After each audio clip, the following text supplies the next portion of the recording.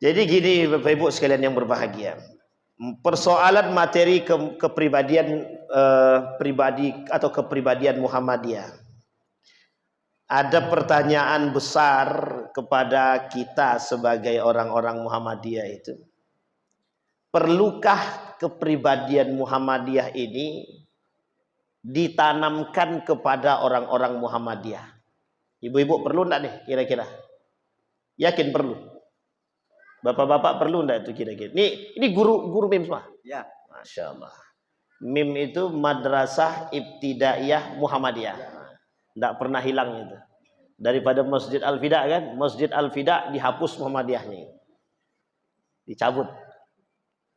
Masjid Al-Fida hilang Muhammadiyahnya. Tapi sekarang udah balik lagi. Tenang, sekarang udah balik. Kemarin aja dicabut, sekarang udah balik lagi. Bapak Ibu sekalian yang berbahagia, beberapa waktu yang lalu Profesor Dr. Haidar Nasir itu bercerita menyampaikan beberapa hal. Saya mengutip daripada pernyataan Prof. Haidar pada pertemuan beliau ketika berada di Malang, begitu juga ketika beliau berada di Yogyakarta Universitas Ahmad Dahlan. Kata Prof. Haidar itu, ada beberapa hal yang menjadi persoalan atau menjadi tantangan di Muhammadiyah itu sendiri.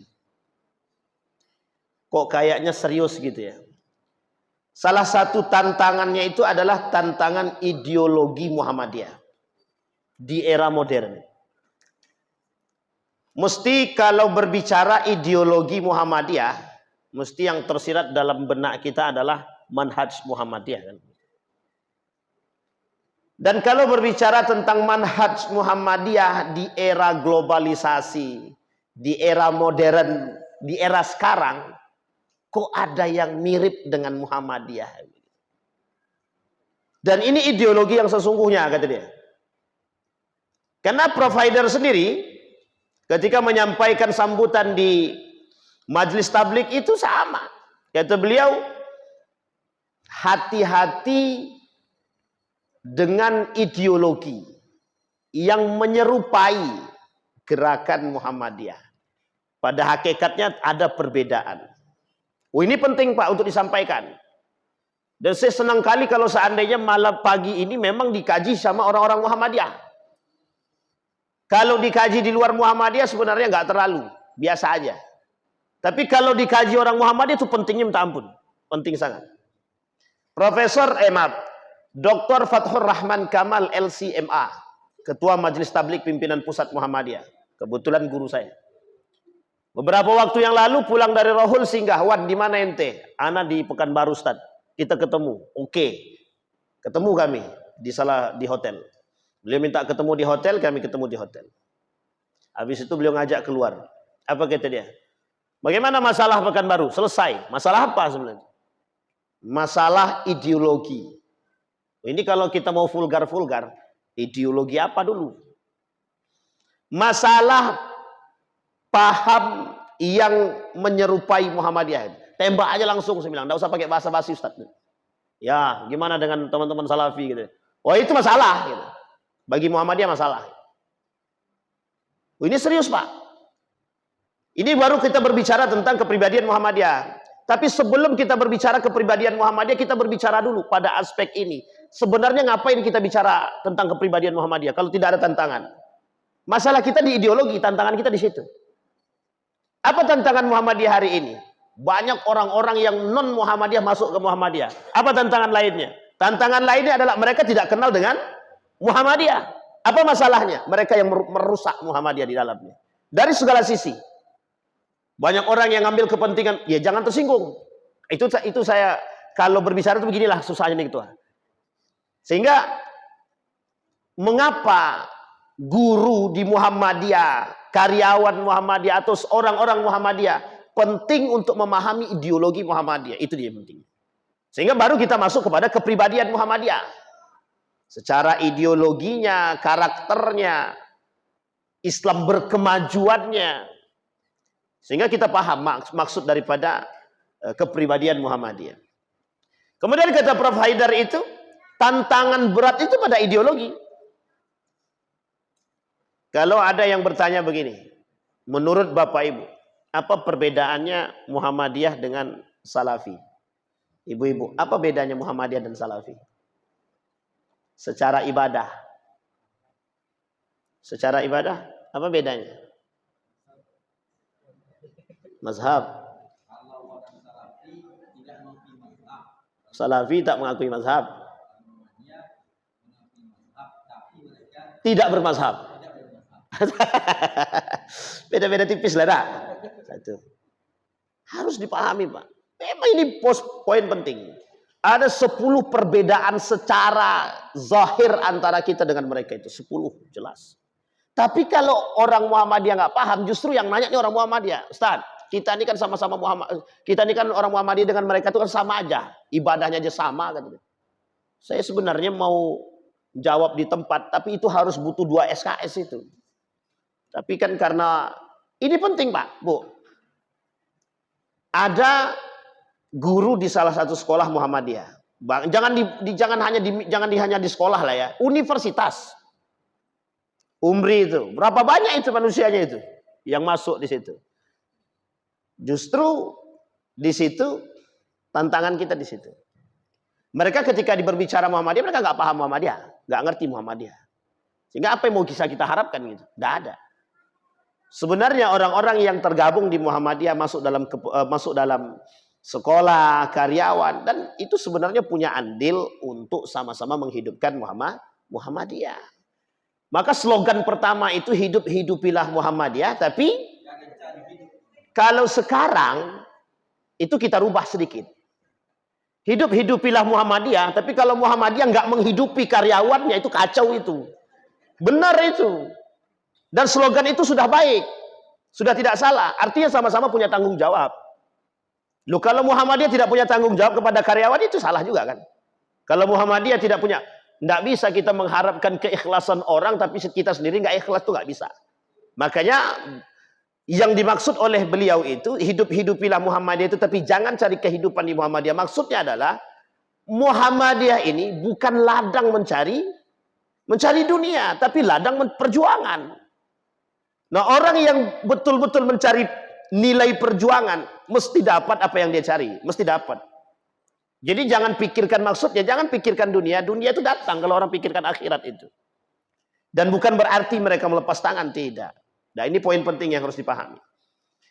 Nah, Bapak Ibu sekalian yang berbahagia, maka kita kembalikan kepada poin kita, kepribadian Muhammadiyah. Mengapa Prof. Haidar menjadi sangat khawatir akhir-akhir ini? Dalam setiap perbincangan beliau di beberapa pertemuan, beliau selalu menekankan tentang kepribadian Muhammadiyah. Banyak orang Muhammadiyah nggak pede dengan Muhammadiyah. Saya Bapak Ibu mulai bergaul di Pekanbaru ini tahun 2020. Mulai ikut dakwah keliling dari satu masjid ke masjid lain. Orang nggak tahu kalau saya Muhammadiyah. Perkiraan orang ini saya NU. Kemudian saya deklarasi di salah satu masjid, saya deklarasi saya orang Muhammadiyah sebenarnya. Kenapa saya berani bangga dengan Muhammadiyah? Hari ini yang bisa menjadi poin untuk menyatukan umat itu cuma Muhammadiyah. Kenapa saya bangga dengan Muhammadiyah? Yang bisa menyatukan umat itu sekarang cuma Muhammadiyah. Salafi, dia bangga dengan dirinya sendiri. NU begitu juga. Nah, kedua-dua ini berkelahi. Yang tengah-tengah siapa? Muhammadiyah. Uniknya kita nggak bisa mengambil manfaat di situ. Coba kita gandeng dua-duanya. Kita dapat manfaat kan dari dua-duanya kan? Kan lumayan. Tapi kita begitu. Makanya saya bilang, Muhammadiyah adalah salah satu lembaga atau organisasi gerakan Islam, organisasi Islam yang hari ini bisa menyambut baik kedatangan modern. NU baru-baru ini mulai terasa. Salafi menolak. Salafi itu menolak. Cuma menolak modernisasi, tapi pakai HP tak tolak. Itu aja. Benar. Dengan media mereka kenceng banget dengan media itu. Tapi kalau ditanya bagaimana tentang perkembangan modern itu, mereka kembali kepada khitah mereka. Tidak mau tahu dia. Jadi tidak mau tahu dengan urusan-urusan begitu itu. Bitcoin tanya dengan teman-teman Salafi, nggak mau jawab dia. Persoalan AC Muhammadiyah nggak mau jawab. Karena nggak ada istilah AC itu, nggak ada. Kita orang Muhammadiyah sudah punya Gojek, punya ojek gitu kan. Gojek Muhammadiyah misalkan, apa namanya itu? Lupa saya. Apa namanya nih? Lupa juga saya. Pokoknya carilah di Google ada tuh. Saya lupa tuh. Muhammadiyah kan melihat perkembangan. Oh, mereka nggak mau, Pak. Mereka nggak mau. Begitu juga. NU itu baru punya universitas sekarang.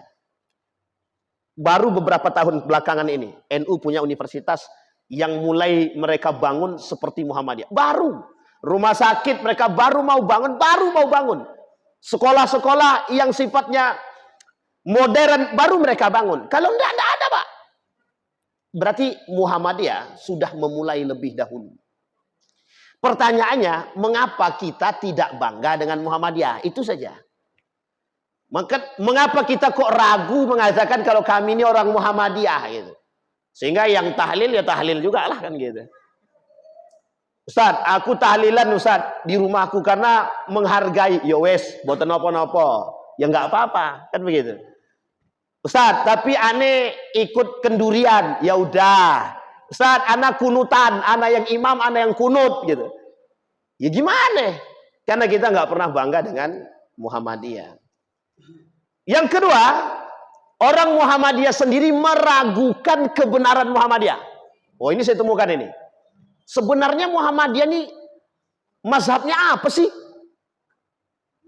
Ini salah, itu salah, nggak cocok. Kita kalau udah bicara begini bingung. Itu tengok teman-teman sana katanya, nggak ada yang anti musik. Tiba-tiba Muhammadiyah bukankan musik lagi. Lengkap, ada semua alatnya, ada gitar, ada musik, main musik pula lagi Muhammadiyah itu. Bahkan ada himne Muhammadiyah, Mars Muhammadiyah. Orang bilang kalau orang-orang Muhammadiyah ini indak jale. Nah, makanya disebutlah Muhammadiyah itu abu-abu. Saya bilang, ya itu karena kita nggak paham dengan Muhammadiyah. Jadi Muhammadiyah ini, Bapak Ibu sekalian yang berbahagia, tidak bisa dipandang dari satu sisi. Nggak bisa. Bapak Ibu berbicara tentang agama, doktrin, ideologi. Muhammadiyah tidak hanya berbicara tentang itu. Muhammadiyah berbicara tentang pertumbuhan, perkembangan. Bapak Ibu harus paham, satu-satunya organisasi Islam yang hari ini masih memegang dan tidak bisa digoyang itu Muhammadiyah. Dan Muhammadiyah kalau mau nantang pemerintah, hutang pemerintah aja belum bayar sampai sekarang. Muhammadiyah punya hutang dengan negara Republik Indonesia punya hutang sama Indonesia sekian triliun. Itu tinggal pegang, tangkap, selesai itu. Kalang kabut dia. Nah, ini insya Allah mudah-mudahan dalam waktu dekat bisa Bank Muhammadiyah, Mentari Muhammadiyah ini bisa sampai ke Pekanbaru. Jadi kalau sempat ke Pekanbaru kita nabung rame-rame di sono. Kita nabung rame-rame di Bank Muhammadiyah. Jadi jangan dikira Muhammadiyah itu cuma sekedar sekte agama, cuman hanya sekedar organisasi keagamaan, tidak. Banyak. Rata-rata orang PKS itu juga Muhammadiyah itu, Pak. Rata-rata pembesar PKS itu Muhammadiyah. Jadi kalau berbicara tentang Muhammadiyah, wah ini panjang besar. Kita kembalikan poinnya, Pak. Nah, sekarang Bapak Ibu kita lihat. Mengapa kita penting mempelajari atau memahami kepribadian daripada Muhammadiyah? Kita lihat. Sejarah kepribadian Muhammadiyah itu. Kiai Haji Fakih Usman itu. Apa yang diharapkan dari penekanan kepribadian? Biar orang Muhammadiyah itu sadar bahwa mereka ini bukan orang yang mohon maaf lepas atau mereka sekuler, bukan, sesat, tidak. Biar mereka paham bahwa Muhammadiyah ini adalah organisasi keagamaan yang berpegang teguh pada prinsip Al-Quran dan Sunnah. Itu yang paling penting. Ustadz, tetangga sebelah juga begitu. Tetangga sebelah itu juga berpegang teguh dengan Quran dan Sunnah. Ada bedanya. Apa bedanya? Sekarang saya tanya ibu-ibu yang mim. Slogannya kita berpegang teguh dengan Quran dan Sunnah. Teman-teman Salafi juga begitu. Sekarang perbedaan kita dengan mereka dari sisi Quran dan Sunnah apa? Ibu-ibu yang guru-guru. Kira-kira apa Bu perbedaan kita dengan teman-teman sebelah yang juga berpegang teguh dengan Quran dan Sunnah? Oh sama kok. Nah, kira-kira apa Bu? Ada yang tahu? Harus paham gitu Pak. Mereka memahami Al-Quran itu satu berdasarkan pada tekstual. Yang kedua, tafsir ulama-ulama mereka. Meskipun pada hakikatnya mana yang terkuat itu yang mereka pegang dari pemahaman mereka. Dan sulit bagi mereka untuk menerima dari yang lain. Sementara Muhammadiyah kontekstual. Ada namanya Irfani, Bayani, dan satu lagi saya lupa. Muhammadiyah memahami ayat Al-Quran itu tidak hanya tekstual tapi kontekstual. Jangan salah paham. Makanya kalau berbicara tentang persoalan musik misalkan, apa hukum musik bagi Muhammadiyah? Bapak-bapak, apa hukum musik? Ustaz-ustaz. Ini yang tidak suka musik bagus, tapi kalau suka musik curigai ini. Apa hukum musik di Muhammadiyah? Ibu-ibu, apa hukum musik di Muhammadiyah? Mubah, benar, mubah. Hukum musik di Muhammadiyah mubah. Teman sebelah haram. Haram. Tapi mereka nggak bisa mengharamkan musik yang ada di Saudi Arabia. Nggak bisa. Oh, nggak bisa. Bayangkan. Jadi perbedaan kita adalah kita punya kontekstualisasi. Artinya begini. Memahami nas Al-Quran itu tidak mutlak seutuhnya itu dengan apa yang terjadi pada abad pada masanya gitu. Kalau kita membicarakan tentang ayat Al-Quran, tentang musik saja. Kalau kita merujuk kepada Al-Quran, pemahaman para ulama selesai. Kalau kita rujuk kepada tafsirnya, mutlak tafsirnya, tekstual tafsirnya, selesai. Haram. Tapi mengapa Muhammadiyah memubahkan musik? Karena ternyata dalam pandangan para ulama itu ikhtilaf. Musik itu ada berbagai macam hukum. Termasuk salah satunya mubah. Salahkah Muhammadiyah mengambil itu? Tidak salah. Bisa dipahami Bapak Ibu ya? Baik. Contoh, saya tidak tahu nih apakah Bapak Ibu sudah paham tentang kasus kita masalah tarawih misalkan. Kenapa kita masih konsisten dengan 4? Ini kasus kemarin nih Bapak Ibu. Di Masjid Al-Fida itu mau diganti 2-2. Jadi Masjid Al-Fida itu sentral Masjid Muhammadiyah. Di Pekanbaru mau diganti 2-2. Bukan mau diganti, sudah diganti 2-2. Sekarang kita Muhammadiyah berapa? 4-4. Apa kata dia? Kurang sunnah. Yang lebih sunnah itu 2-2. Saya tanya Bapak Ibu, cari dalilnya. Betul tak 2-2 itu dalilnya tarawih? Salah. Kalau ada yang bilang itu tarawih, salah kaprah itu. 2-2 itu dalilnya apa? Dalil tahajud. Yang 4-4 itu dalil apa? Dalil witir. Sekarang saya tanya, mana dalil tarawihnya di situ? Enggak ada. Jadi apa salahnya kalau Muhammadiyah ngambil 4-4? Apa salahnya mereka kalau mau ngambil 2-2? Dan itu yang dijadikan sebagai dalil qiyamul lail. Coba bayangkan. Tidak ada itu yang mengatakan langsung itu tarawih. 2-2 itu tarawih. Tidak ada. 2-2 itu tahajud.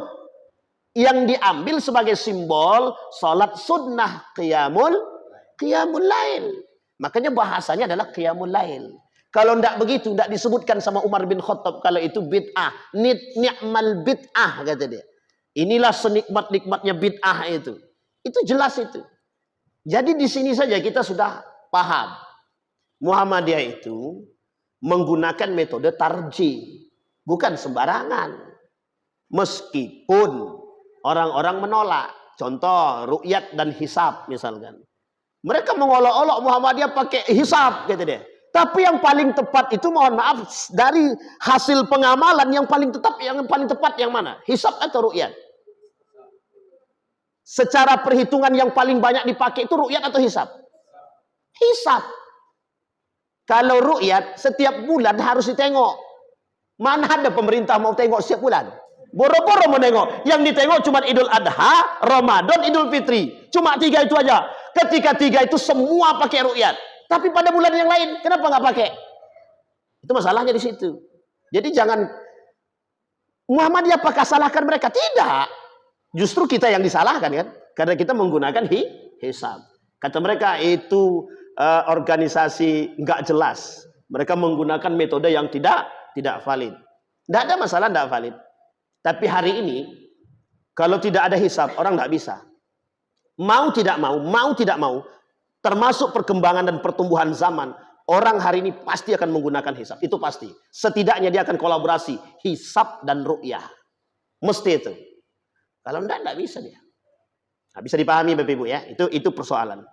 Nah, maka kata Ki Haji Fakih Usman itu, persoalan kepribadian Muhammadiyah wajib harus ditanamkan dalam diri umat Muhammadiyah. Itu orang-orang Muhammadiyah, agar mereka paham bahwa mereka pede bermuhammadiyah. Karena memang banyak orang-orang Muhammadiyah yang nggak pede dengan Muhammadiyah, itu banyak sekali. Nah, kemudian Bapak Ibu sekalian yang berbahagia, persoalan pengertian dan sejarah kepribadian tadi sudah dirumuskan oleh para ulama ketika di Ponorogo dalam sidang Tanwir itu 1962. Kemudian dilanjutkan pada Muktamar Muhammadiyah ke-35 di Jakarta dan lain sebagainya. Kita lihat fungsi dan hakikat kepribadian Muhammadiyah itu. Selalu diingatkan oleh Prof. Haidar dalam beberapa forum. Apa kata dia? Sebagai landasan, pedoman dan pegangan setiap gerak Muhammadiyah menuju cita-cita terwujudnya masyarakat utama, adil, makmur yang diridhoi oleh Allah. Maka kalau kita berbicara sebenarnya Muhammadiyah adalah gerakan abu-abu, itu kadang kita bingung. Itu yang ngomong, kalau orang Muhammadiyah yang ngomong, itu berarti dia tak paham Muhammadiyah. Orang luar yang ngomong, ya wajar, karena memang mereka bukan orang Muhammadiyah. Yang menyakitkan itu orang Muhammadiyah sudah tak paham, dia pula yang merusak Muhammadiyah. Itu yang lebih parah lagi itu. Jadi memang banyak. Apalagi mohon maaf nih, orang Muhammadiyah yang terafiliasi. Ini orang Muhammadiyah ya. Ini saya kasih kasus nyata. Kadang bingung kita. Tahu Bapak Ibu Masjid Abu Bakar Siddiq itu? Itu namanya orang Muhammadiyah yang terafiliasi namanya. Jadi terafiliasi ke Salafi. Sebenarnya tidak ada masalah Bapak Ibu. Kita ini tidak punya masalah dengan siapapun, tidak punya masalah. Dengan Muhammad NU kita tidak punya masalah. Sangat tidak punya masalah. Dengan teman-teman Salafi kita tidak punya masalah. Bahkan secara ibadah kita punya banyak kesamaan dengan mereka. Cuma masalah kita satu aja. Tolong kami jangan dirusak. Itu aja. Tolong kita jangan dirusak. Tidak usah mengkafirkan, menyesatkan, tidak usah. Apalagi ketika Ustadz Adi Hidayat dikafirkan. Ustadz Adi Hidayat itu dihalalkan darahnya untuk dibunuh. Kan kacau itu. Pertanyaannya mereka sudah menjadi panitia masuk surga gitu loh. Kan kacau itu, Pak. Nah, kita bicara ini, Bapak Ibu kalau kemarin datang di acara AIK, Al-Islam dan Kemuhammadiyahan yang ada di Universitas Muhammadiyah Riau yang langsung diisi oleh ketua Majelis Tabligh pimpinan pusat Muhammadiyah, itu lebih parah lagi. Dan beliau kata banyak orang Muhammadiyah yang terafiliasi justru merusak gitu ya. Lawan berat kita bukan dari luar tapi justru dari dalam gitu ya. Itu disampaikan langsung sama dia. Saking parahnya. Bukan hanya di sini, di mana-mana. Nah sekarang kita nggak pede kok, makanya kita nggak bangga. Ada yang bilang begini, orang Muhammadiyah itu baca Qurannya rusak-rusak. Dia bilang langsung sama saya, kami tidak mau imamnya orang Muhammadiyah, nggak benar. Gitu. Kalau sempat Ustadz tadi yang jadi imam, dia mau bilang apa? Jadi pas yang ditengok yang rusak gitu loh. Pertanyaannya apakah semua mereka baik semua? Belum tentu juga kan. Jadi kadang-kadang ya itu tadi, kalau saya mau lebih vulgar lagi, kadang-kadang kurang sehat gaya berpikirnya. Kadang-kadang kita butuh akal sehat. Ya kalau bahasa Ustadz Fathur Rahman kemarin, ya dosen-dosen pimpinan-pimpinan PWM itu kurang ngopi kata dia. Itulah cocoknya gitu. Jadi sesekali diajak ngopi boleh lah. Baik, kemudian hakikat kepribadian Muhammadiyah, wajah dan wijhah. Benar, wajah dan wijhah. Apa maksudnya? Maksudnya adalah muru'ah, saksiyah, kepribadian. Kita perlu Pak, kita perlu paham, mencerminkan pada 3 hal kata beliau. Yang pertama adalah untuk memperkuat saksiyah seseorang. Adapun 3 perikat tersebut adalah gerakan Islam, dakwah dan tajdid. Itu hakikatnya.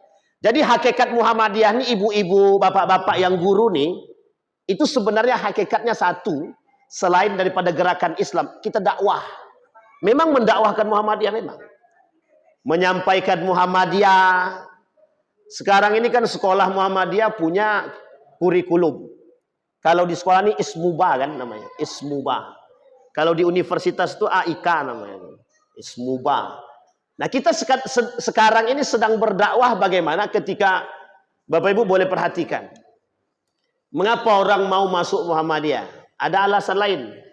Selain daripada murah kah? Atau apa alasannya? Sebenarnya alasan sederhananya adalah karena ditolak di negeri, itu aja.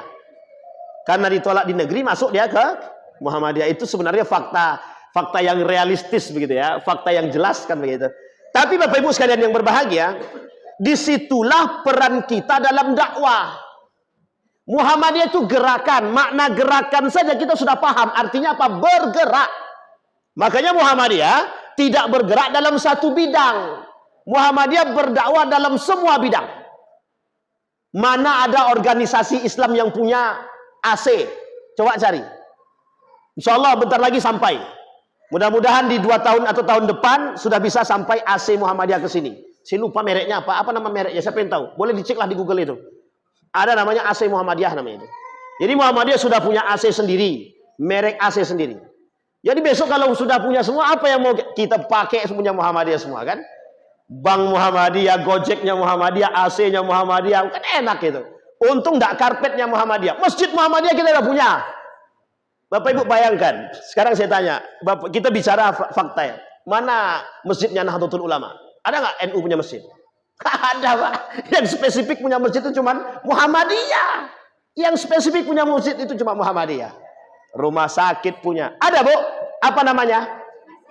AC-mu. Wah, coba bayangkan. Tapi nggak tahu dingin apa tidak ya, karena kita belum coba. Nah, setidaknya kalau iya Pak, sekarang saya tanya Bapak Ibu. Kalau kita bicara kepribadian ya, mengapa ekonomi kita ini merosot? Orang Indonesia kan nggak bangga pakai produk dalam negeri kan?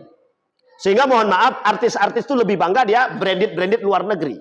Pertanyaannya adalah, kira-kira produk dalam negeri itu kalah saing nggak dengan luar negeri?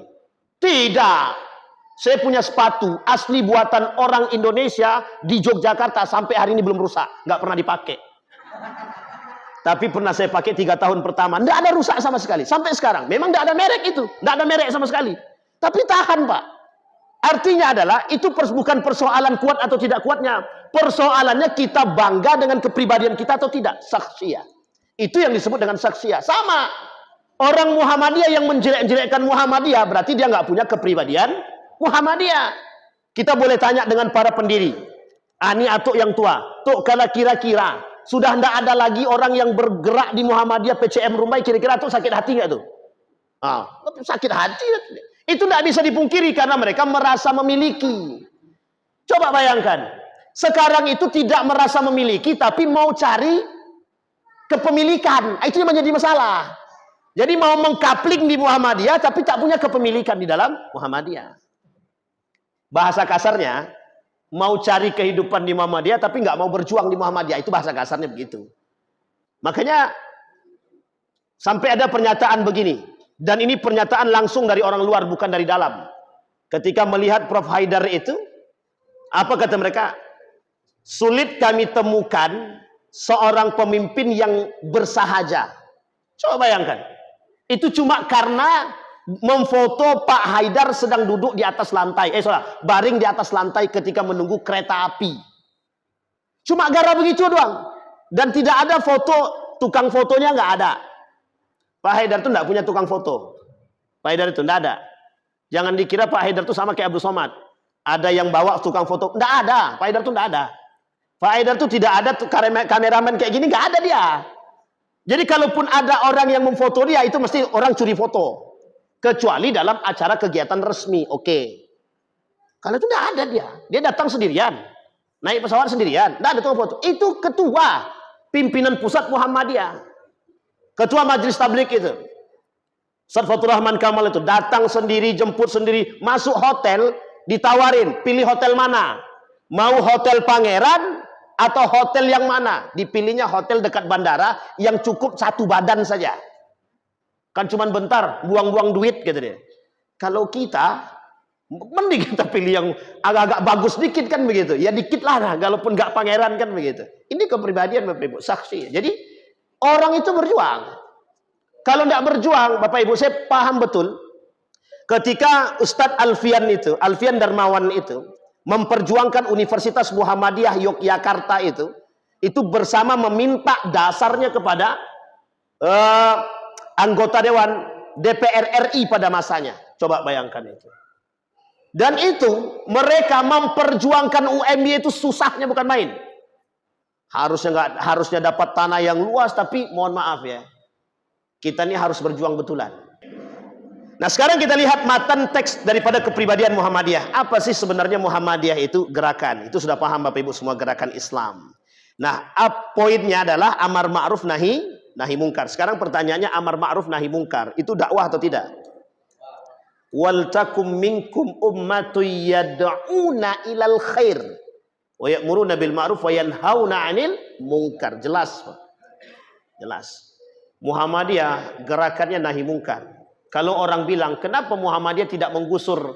Kenapa Muhammadiyah tidak seperti FPI yang turun gerebek pergi ke tempat maksiat, gerebek itu ya, langsung Muhammadiyah nggak mau begitu dia. Pertanyaannya, mengapa Muhammadiyah tidak seperti itu? Nah, ini poin pentingnya di situ. Karena Muhammadiyah punya prinsip berdakwah itu tidak hanya dengan kekerasan, tapi dengan sikap tegas dan perbuatan. Itulah istilah nanti disebut dengan ad-dakwah bil hal namanya. Jadi Muhammadiyah lebih mengedepankan dakwah dengan hal. Dakwah bil hal itu bagaimana? Kita yang berbuat, orang lain mencontoh. Sehingga contohnya yang nyata itu dakwah bil hal itu adalah itu tadi, AC-mu tadi. Itu salah satu bentuknya. Oh, Muhammadiyah ya yang punya. Akhirnya kan orang beli juga AC-mu. Setidaknya yang paling penting ya tidak. Kalaupun orang lain tidak membeli AC kita, ya kita yang beli AC-nya, kan begitu. Bapak Ibu lihat ya. Saya bersama Prof. Hilman Latif, Dirjen Haji dan Umroh pada saat itu, selama hampir lebih kurang 7 tahun. Itu pendapatan zakat infak sodakoh daripada Muhammadiyah itu per tahun bisa sampai 3 triliun. Itu dari anggota Muhammadiyah. Kira-kira pemerintah goyang nggak tuh? 3 triliun. Kalau nggak goyang, kacau pemerintah. Makanya jangan coba-coba digertak. Sekali digertak, ditarik 15 triliun, pemerintahnya yang goyang. Ntar dulu deh, ditawarkanlah tambang. Jadi Bapak Ibu harus paham dulu kenapa Muhammadiyah ditawarkan tambang itu. Salah satu sejarahnya adalah pemerintah nggak sanggup bayar hutang. Jadi negara nggak sanggup bayar hutang kepada Muhammadiyah. Salah satu caranya adalah kasih tambang. Nah, kasih tambang, biar agak apa sedikit kan, nggak lunak sedikit gitu kan. Karena kalau sempat jadi, dan sudah jadi sih, sudah terbuat, sudah dibangun di Jakarta, sudah sedang dalam pembangunan gedungnya. Bank Muhammadiyah itu sudah dibangun. Dulu Pak, cara Ustadz Dr. Anwar Abbas menggertak pemerintah itu dengan itu. Pokoknya semua duit aset Muhammadiyah yang ada di Bank Mandiri, di bank-bank negara, tarik. Ketika dengar itu tarik, goyang langsung. Mulailah Pak Jokowi merapat, panggil Pak Haidar. Jangan gitulah, ntar kita coba bicarakan bersama. Begitulah bahasanya. Jadi goyang. Ini dalam sisi lain. Baik, maka salah satu gerakan yang dilakukan oleh Muhammadiyah itu amar ma'ruf nahi mungkarnya dengan dakwah bil hal. Makanya enggak mau dia gerasak gerusuk tuh, enggak mau dia. Langsung sup tuh enggak mau dia. Dia tenang, slow but sure. Contohnya yaitu tadi. Nah, kalau yang sebelah kan ya slow but sure juga, tapi enggak tahu kapan sampainya kan begitu. Ya ini kita kan enggak tahu sebelah yang mana. Baik. Nah, kemudian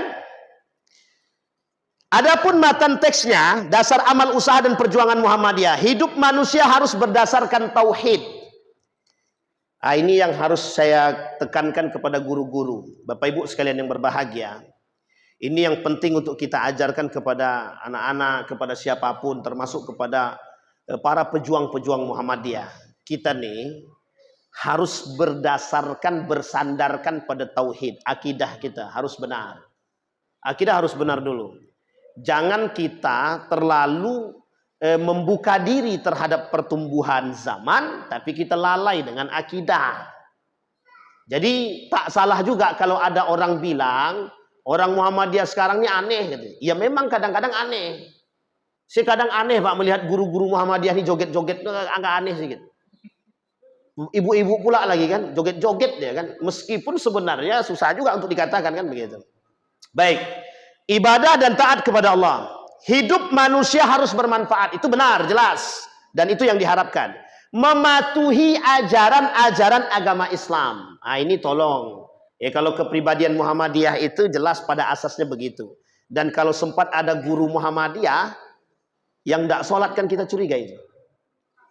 Kalau ada guru Muhammadiyah nggak sholat itu curiga. Tapi mesti ada itu, mesti ada. Maksudnya, ya sebaik-baiknya orang kan, mesti di antara 100 orang yang baik, pasti ada satu penjahatnya kan. Gitu. Yang, ya kalau semuanya baik ya masuk surga semua Pak. Kasihan neraka, nggak ada yang ngisi. Baik, itu yang pertama. Yang ketiga. Menegakkan dan menjunjung tinggi agama Islam dalam masyarakat. Nah, di sini peran kita Pak, memasukkan nilai-nilai Muhammadiyah sedikit demi sedikit.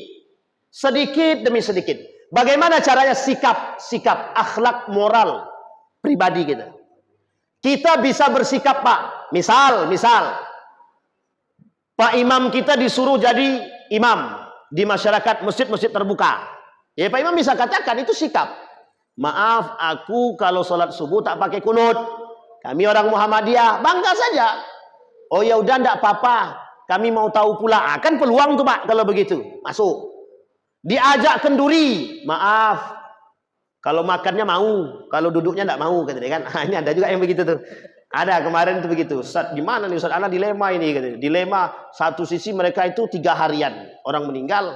Tapi di samping rumah nih anak kalau nggak datang anak nggak enak, kalau datang anak nggak enak sama Muhammadiyah kata dia. Ada caranya. Apa caranya? Pasang niat. Ya Allah, aku datang sana untuk makan aja. Kan kacau. Datang untuk makan aja. Astagfirullahaladzim.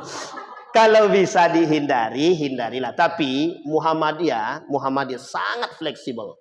Tidak ada masalah kita datang. Kan kita datang menghargai tetangga boleh kak? Tidak ada masalah. Dan kita tidak mengaminkan perbuatan kok. Kita hanya menghargai orang. Tidak ada masalah. Kecuali, ada kecualinya, sesuatu yang sah, ada sesuatu yang salah. Contoh, Ustaz, di Muhammadiyah itu ada enggak maulid Nabi? Ada enggak Bapak Ibu maulid Nabi di Muhammadiyah? Ada enggak maulid Nabi? Maulid Nabi ada enggak di Muhammadiyah? Muhammadiyah memahami maulid Nabi itu tradisi. Muhammadiyah memahami maulid Nabi adalah tradisi. Tradisi pertanyaannya, kalau baik boleh enggak dilakukan? Begitu cara pandang Muhammadiyah.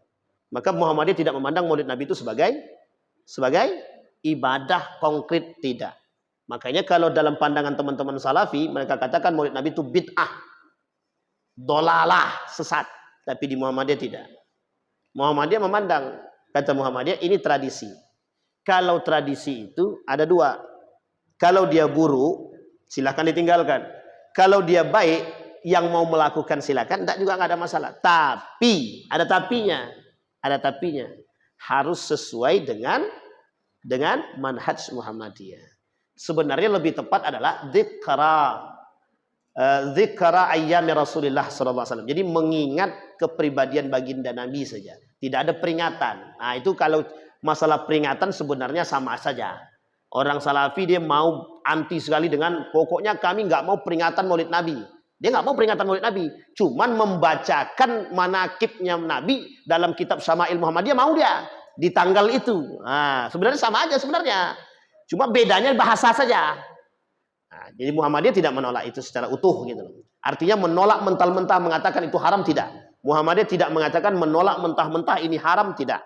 Tapi Muhammadiyah lebih sangat jarang melakukannya.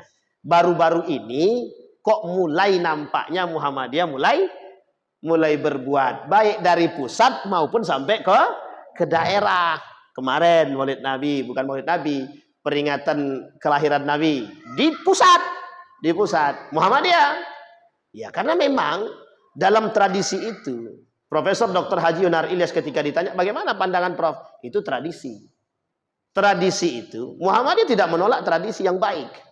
Jangan salah Bapak Ibu ya, Muhammadiyah tidak pernah menolak tradisi yang baik. Salah satu tradisi yang baik itu adalah pakaian lokal kita, kearifan lokal yang dipandang sebagai suatu tradisi.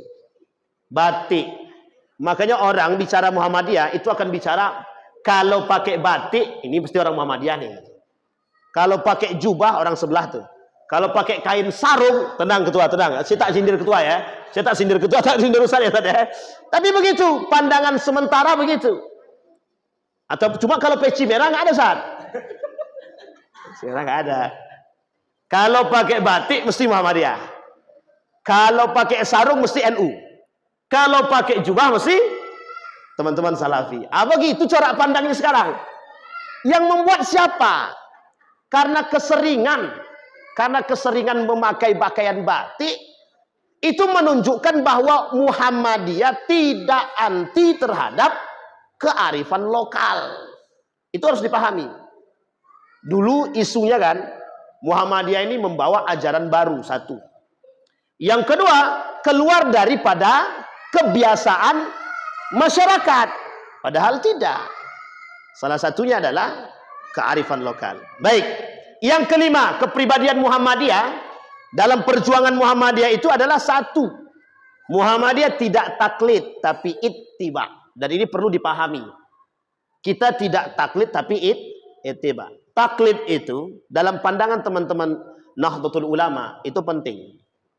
Tapi bagi Salafi, no taklid. Muhammadiyah tidak taklid, tapi ittiba. Ittiba itu karena merujuk kepada ittiba'u Rasulullah sallallahu alaihi wasallam. Kita mengikuti. Kenapa kalimatnya ittiba tidak taklid? Karena taklid ini ada sandarannya, ada dua. Ada orang taklid buta, at-taklidul a'ma, ada orang yang taklid hanya mengikuti tapi memang mempelajari. Nah, kita yang mempelajari itu, mengikuti dan mempelajari, itu disebut dengan ittiba. Kita tidak mengikuti buta. Kenapa begitu? Karena kita punya tradisi mempelajari tarjih, HPT, tafsir tanwir, dan yang lain. Ini masuk dalam kategori pembelajaran, sehingga disebut dengan ittiba, yang harus dipahami. Jadi, Bapak Ibu sekalian yang berbahagia, kita ini ittiba. Mengittiba ke siapa kita? Ittibanya kemana? Baginda Nabi Muhammad sallallahu alaihi wasallam. Makanya bahasa kita merujuk kepada Quran dan Sunnah. Yang dipakai Muhammadiyah hadis palsu, hadis dhaif atau hadis sahih. Sama dengan teman-teman Salafi. Pakaiannya hadis sahih. Cuma Muhammadiyah kalau tidak ada hadis sahih, hadis dhaif bisa dijadikan pertimbangan. Tidak mutlak tapi bisa dijadikan pertimbangan. Jadi jangan salah. Muhammadiyah itu bukan anti mazhab. Bukan anti mazhab. Muhammadiyah mengambil mana di antara mazhab-mazhab itu yang terkuat mana.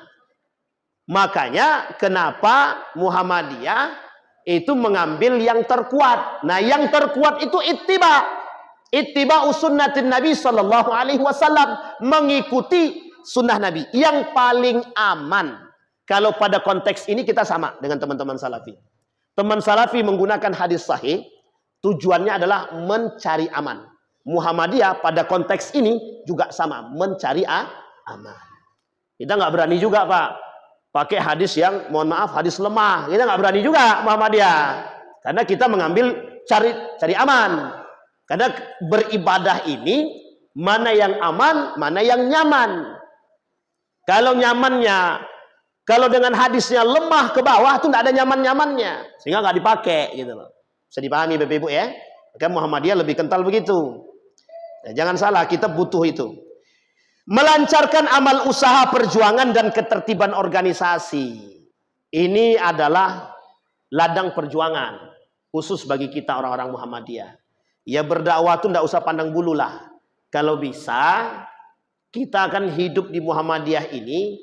Kalaupun kita mencari, mohon maaf ya, kalaupun kita mencari kehidupan, ya diimbangilah dengan perjuangan. Diimbangi dengan perjuangan. Yang saya sesalkan adalah teman-teman yang terafiliasi dengan Salafi itu. Kita mohon maaf Bapak Ibu, mohon maaf, saya sampaikan apa adanya. Muhammadiyah sama sekali tidak memusuhi siapapun. Orang NU mau jadi guru di Muhammadiyah, asal dia mau ngikuti Muhammadiyah, selesai.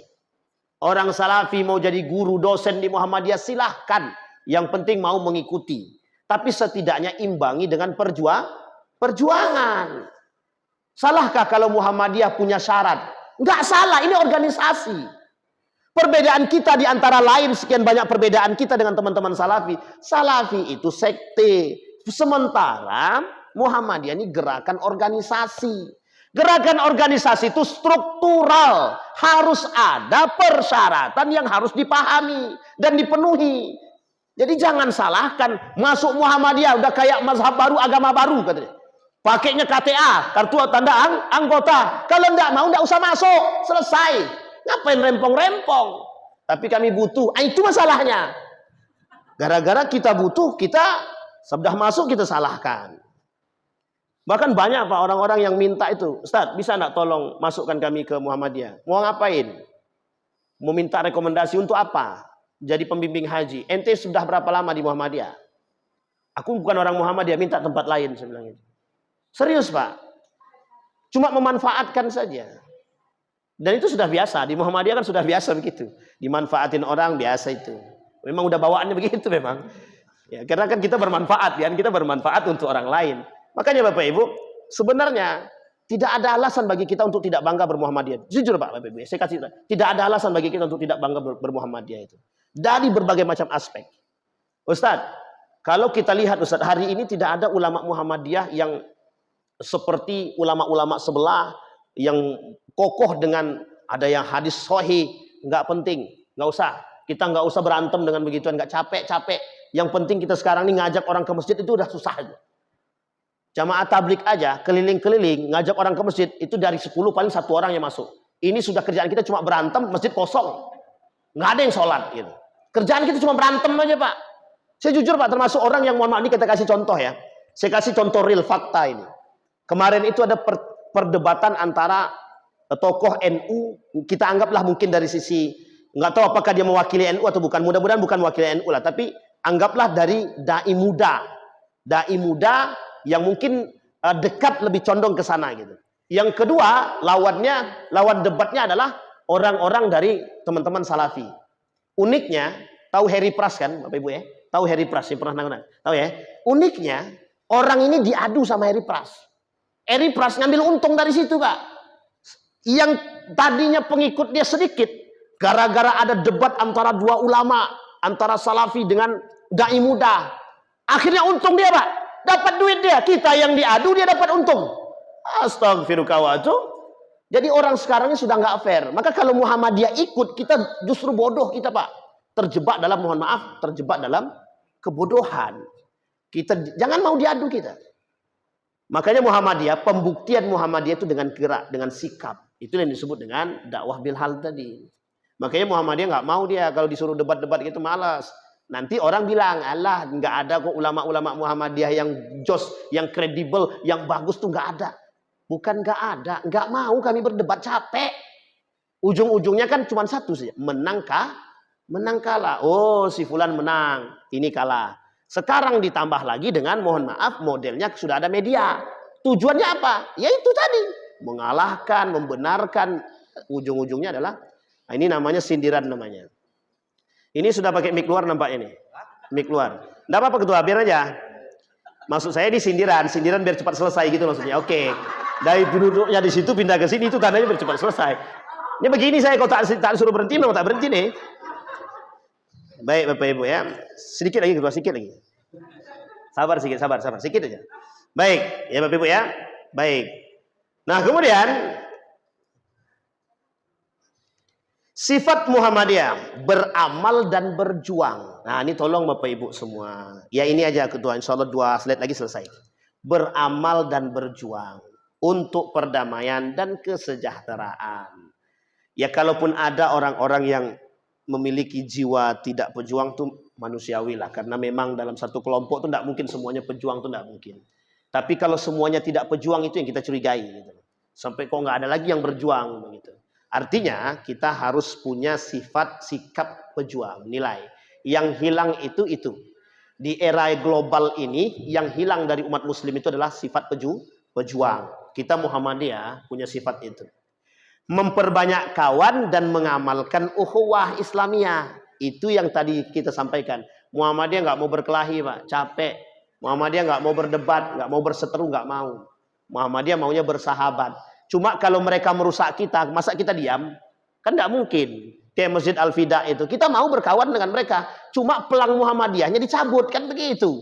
Kemudian SK, dia bilang kami tidak butuh SK dari Muhammadiyah, kami butuhnya SK dari Tuhan. Itu udah syirik banget itu. Nah, coba bayangkan tuh Masjid Al-Fida itu.